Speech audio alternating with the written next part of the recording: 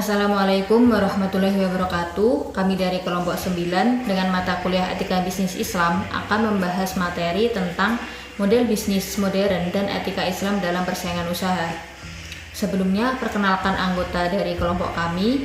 Yang pertama ialah Yola Indri Vitaloka dengan NIM 062, kedua Sinta Fatmalasari dengan NIM 084, ketiga Yoga Bayu Prasetya dengan NIM 318, dan keempat Adibatul Farda Maryam dengan NIM 340. Yang mana pada pembahasan kali ini akan membahas terkait e-bisnis dan malbisnis, kemudian persaingan usaha dalam bisnis, dan ajaran Islam tentang persaingan bisnis yang sehat.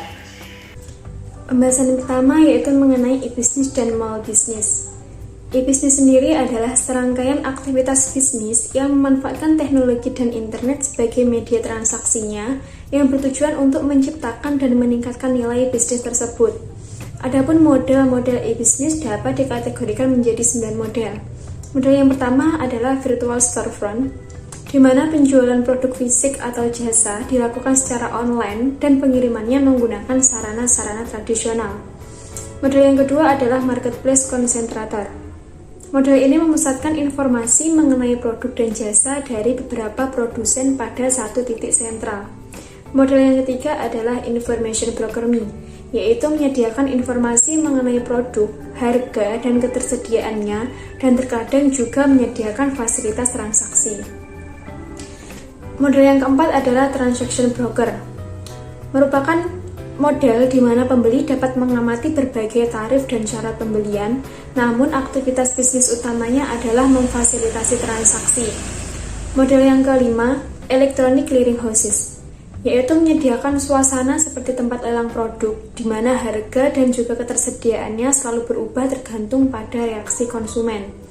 Model selanjutnya ada reverse auction, merupakan konsumen mengajukan tawaran kepada berbagai penjual untuk membeli barang atau jasa dengan harga yang dispesifikasi oleh pembeli. Model yang ketujuh adalah digital product delivery, merupakan model di mana menjual dan mengirim produk perangkat lunak, multimedia, dan juga produk digital lainnya melalui internet. Model yang kedelapan adalah content provider, merupakan model yang memperoleh pendapatan melalui penyediaan konten. Dan model yang terakhir ada online service provider, merupakan model yang menyediakan layanan dan dukungan bagi para pemakai perangkat lunak dan perangkat keras. Selanjutnya mengenai faktor penunjang e-bisnis. Faktor penunjang e-bisnis yang pertama ada faktor pasar dan ekonomi, yang meliputi kompetisi yang semakin intensif, perekonomian global, kesepakatan dagang regional, dan kekuasaan konsumen yang bertambah besar. Faktor yang kedua, faktor sosial dan lingkungan, seperti perubahan karakteristik angkatan kerja, deregulasi pemerintah, kesadaran dan tuntutan akan praktek etis, dan perubahan politik. Sedangkan faktor yang ketiga adalah faktor teknologi, yang meliputi siklus hidup produk dan teknologi, serta inovasi yang muncul setiap saat. Lanjut mengenai manfaat e-bisnis. Manfaat e-bisnis bagi perusahaan atau bisnis perorangan adalah memperpendek jarak, kemudian memperluas pasar, perluasan jaringan mitra kerja, biaya terkendali, efisien, dan cash flow terjamin. Manfaat dari e-bisnis bagi konsumen adalah efektif, biaya terkendali, aman secara fisik, harga murah, dan juga fleksibel. Sedangkan manfaat e-bisnis bagi masyarakat adalah adanya peluang kerja baru dan juga wahana kompetisi. Materi selanjutnya mengenai malbisnis.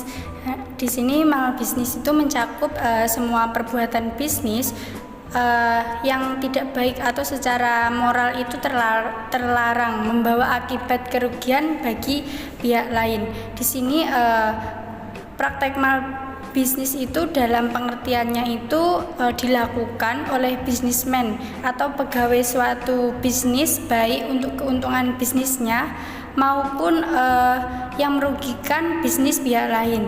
Intinya malbisnis ini merupakan praktek bisnis yang dilarang. Kemudian jenis praktek malbisnis itu yang pertama ada gharar. Dimana dalam ajaran Islam kan gharar sudah dilarang di dalam Al-Quran. Gharar itu jual beli barang yang masih samar-samar. Gharar itu jual beli yang mengandung unsur penipuan, karena dalam akadnya itu yang dilakukan dalam bisnis itu belum jelas. Selanjutnya tindak menipu. Tindak menipu juga dilarang dalam ajaran Islam, terutama dalam perbuatan praktek bisnis ya. Di sini tindak menipu itu harga yang ditetapkan itu jauh dari rata-rata yang baik atau lebih rendah, atau istilahnya mengambil keuntungan dengan setinggi-tingginya. Selanjutnya yaitu riba. Riba dalam transaksi malbisnis ini yaitu riba fadlal, yaitu kelebihan yang diperoleh dalam tukar-menukar barang. Riba ini berkaitan dengan penetapan harga barang. Jika harga yang ditetapkan pembeli itu sangat besar, maka tidak akan rela untuk membayar, maka penjual itu tidak akan rela untuk membayar barang tersebut. Intinya dalam transaksi itu ada salah satu pihak yang merasa dirugikan, sehingga riba itu memang dilarang dalam agama Islam, terutama dalam praktek malbisnis. Untuk poin selanjutnya yaitu persaingan usaha dalam bisnis. Apa itu persaingan bisnis? Persaingan bisnis itu adalah perseteruan antara rivalitas antara pelaku bisnis yang secara independen berusaha mendapatkan konsumen dengan menawarkan harga yang baik dengan kualitas barang atau jasa yang baik pula. Dan untuk yang selanjutnya, apapun bentuk jenis dari persaingan bisnis, diantaranya adalah persaingan bisnis secara sehat dan persaingan bisnis secara gor leher, atau yang biasa kenal kita sebut dengan persaingan tidak sehat.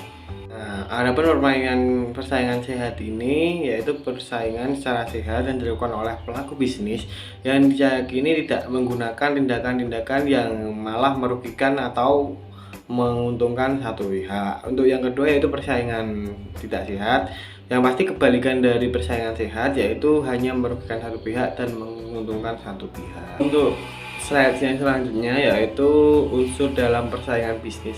Unsur dalam persaingan bisnis ini dijelaskan ada 3 pokok. Yang pertama adalah pihak yang bersangkutan atau pihak yang bersaing, dan yang kedua yaitu segi cara bersaing atau strateginya.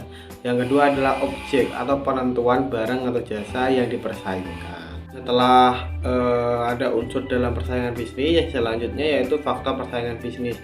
Dalam faktor-faktor yang mempengaruhi dalam persaingan bisnis ini adalah ancaman dari pendatang baru, kemudian ada persaingan dari pesaing, entah itu pesaing asli atau pesaing dari dalam negeri, kemudian dari kekuatan tawar-menawar masuk, cara mempengaruhi suatu konsumen, kemudian ada kekuatan tawar-menawar pembeli, dan ancaman produk. Mungkin untuk persaingan usaha dalam bisnis juga seperti itu secara gambaran umumnya. Dan untuk nilai-nilai Islami atau ajaran Islam yang mengajarkan terkait dengan persaingan bisnis akan dijelaskan di slide selanjutnya.